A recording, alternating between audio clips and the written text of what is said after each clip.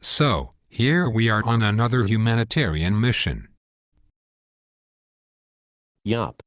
The ship has pulled out of a Liberty port that was dripping with pussy because a Coke bottle fell out of the sky and brained some shithead. Now we have to eat more shit wardroom food while we pretend to help these losers so the government of this third world country will pretend to like us. Hey, what is that noise? Sounds like welding. I think they are welding the Harriers and the Cobras to the flight deck. Evidently the denizens of this shithole are afraid of an attack helicopter with no ordnance, and have the ability to spot an attack jet at 30,000 feet. If they are that fucking talented, how come they live in huts and pick corn out of their sheet to eat?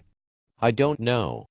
What I do know is that I will be standing audio every day and you'll be locked up in Pryfly as the Tower Flower, listening to Frog Pilot's attempt to land on the wrong ship. True, but I kicked the mini-boss down the ladder well and stole his comfortable chair. For my next trick I am going to throw the Tsar Ensign off the catwalk while a Harrier is landing on spot 7.5, to see if you guys can ingest him. What does the ensign do? Even less than you guys when you were waving jets. I didn't think that was possible. Cut me some slack. You know there isn't enough room in a Harrier cockpit for an ADOPS manual and my ego. True. Now you know why we put lieutenants in the front seat of the Cobra. It is kind of like having a portable paddles.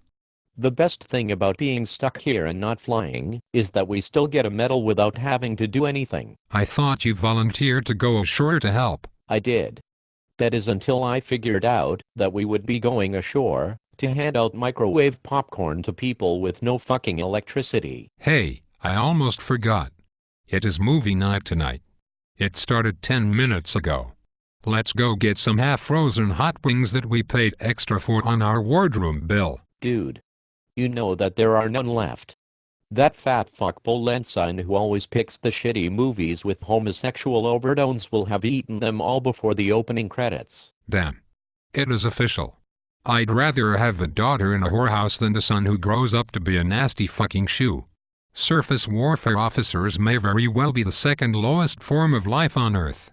Agreed. Anyone who has bitch hips and gets a hard-on from studying the main steam cycle needs to be shot. Or have a Coke bottle fall on their heads. Maybe we should just hit the gym. I walked by earlier and it was empty. Empty? How? It is in between meals, so the grunts should be in there admiring each other until the next meal. I am not sure. No. It is obviously Navy hours in the gym. Marines are only allowed in there between 2 and 2:15 in the morning. The other 23 hours and 45 minutes are blocked off to ensure that the one squid who can see his shoelaces doesn't have to wait to get on a Stairmaster. Jesus Christ. You can't do anything on this floating turd, can you? No. You can't. Fuck it. I'm going back to my stateroom in order to try and take a nap before I have to stand EWO. God forbid something falls off the ship in the middle of the night. I doubt you'll be getting any sleep. They're running engineering drills and the illiterate-ass clown will be clobbering the 1MC for the rest of the night. I fucking hate the Navy. I'd jump overboard, but they just find me and bring me back aboard. Gator Navy, brother. Remember that the people who finish dead last in their training schools have to be assigned somewhere, too. Perhaps you are right. I think I will go and cockswab the peanut butter jar in the wardroom. Sounds good.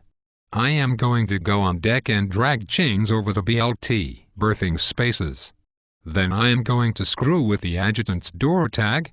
Since my roommate is on the small deck I am going to coat myself in 40 weight motor oil and play flog the prisoner.